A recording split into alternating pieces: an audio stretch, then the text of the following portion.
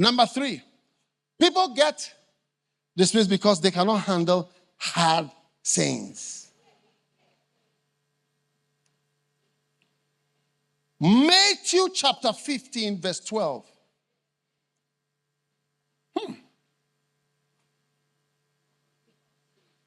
Matthew chapter 15, verse 12. Wow.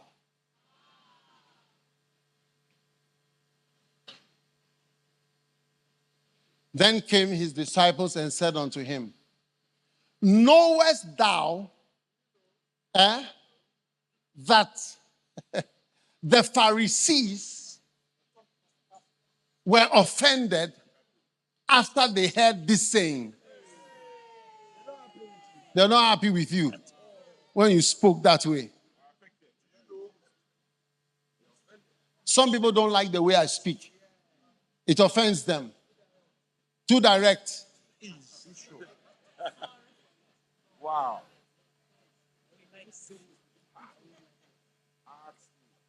But I like the way I speak. I like the way I speak. Yeah.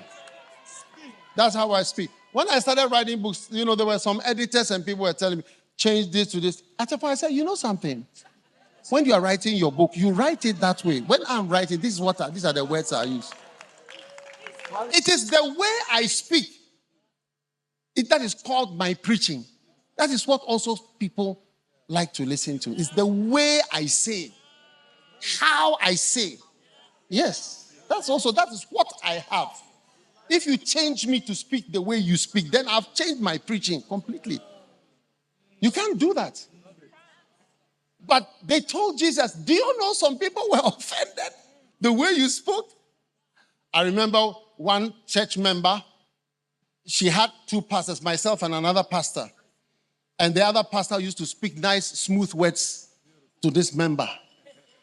The member became more attracted to the other pastor. And I was like the bad person. Because it's like my words were like they offended the person. Be careful that you don't get offended. So then you now gravitate towards a liar or some other person who will give you smooth words. Like they say, speak to us smooth words. Speak smooth words to us. You don't like what I'm saying? I'm rebuking you, don't like it. You want to go and hear lies, isn't it? To paint you with deceptions and pleasing words. Yes. And they told you, do you know that people were offended when you spoke?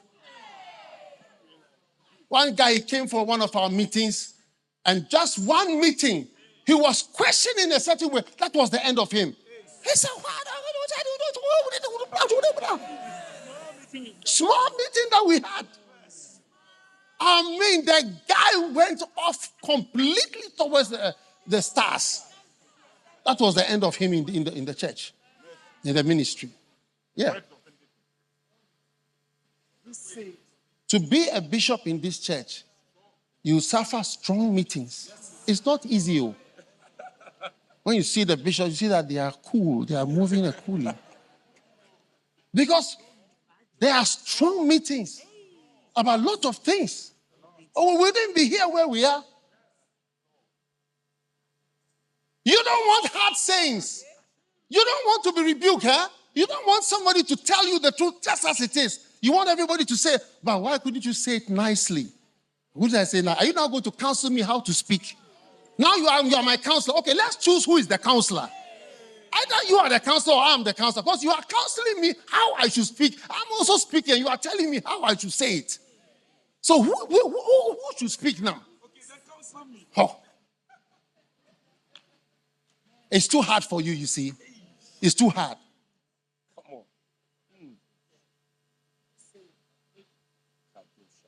I told one church member, I said, look, you are flat. I think I'm closing. Yes. I said, you are flat. Yes. Yes. I said, you are flat. Direct. Yes. There's nothing coming out of you that's supposed to come out of you. Let me tell you, I'll tell you something about God. Give me volume, otherwise I'll resign.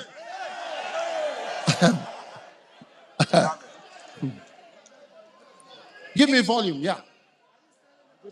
Are you selling the volume? Does this offend you?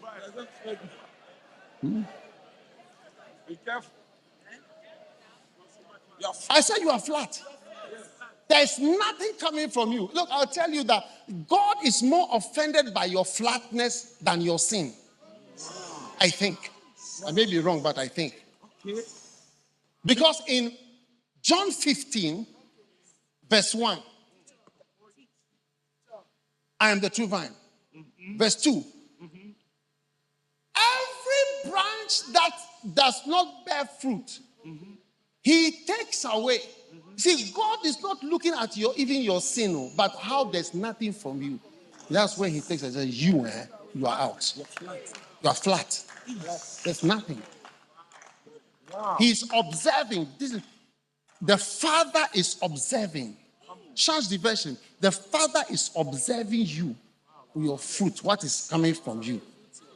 Look at you and say, there's nothing. He cuts off every branch joined in me that does not bear fruit.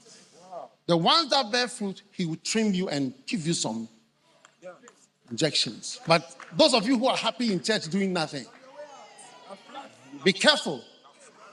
Be careful. Lest the Lord will look upon you and say, it's finished. This is what offends God. That he has planted you and there's nothing coming from you.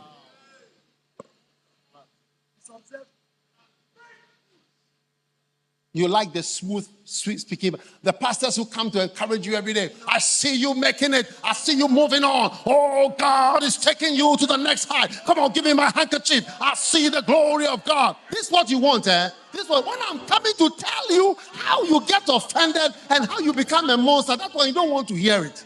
You don't want to hear about monsters. You want to hear that things will be well. You are offended by my preaching.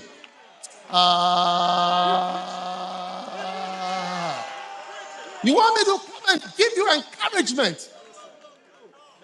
We love this. Beautiful. This is what we're like. Wow. A church we are coming to, they are preaching about monsters as if it's a horror movie. Monsters 2, Monsters 2. What type of sermon is Monsters 1 and Monsters 2?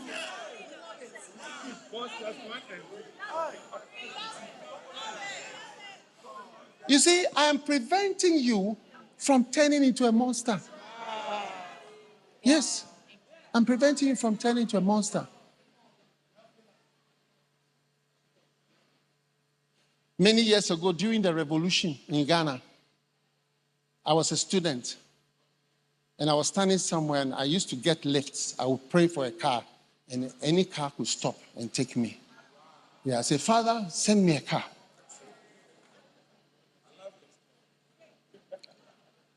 It's a very important car. So one day I prayed, Father, send me a car. The next car that came, I just said, stop. When I got into a car, I don't want to tell you who it is.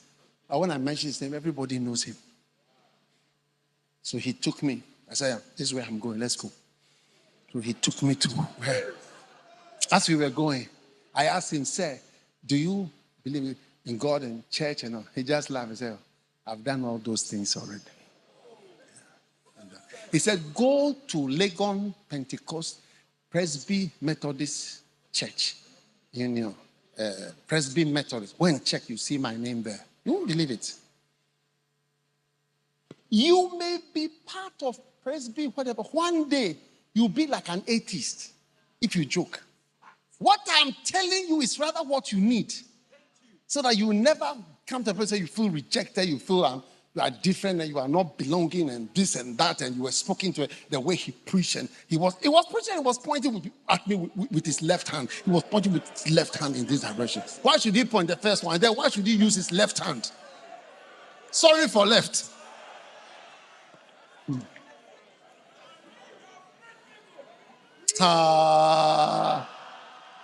John chapter 6.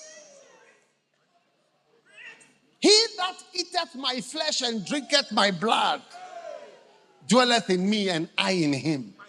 You will eat my flesh. Today you will see, you will eat my. You will eat my destiny, my meat. Kenke and my meat.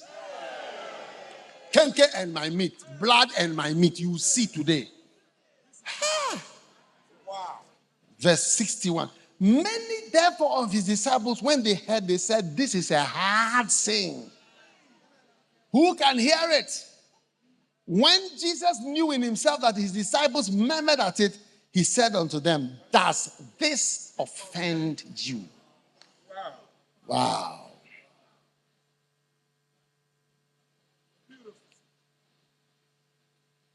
Tell your neighbor, there is nothing that can be said in church that can offend me. Nothing. There's nothing.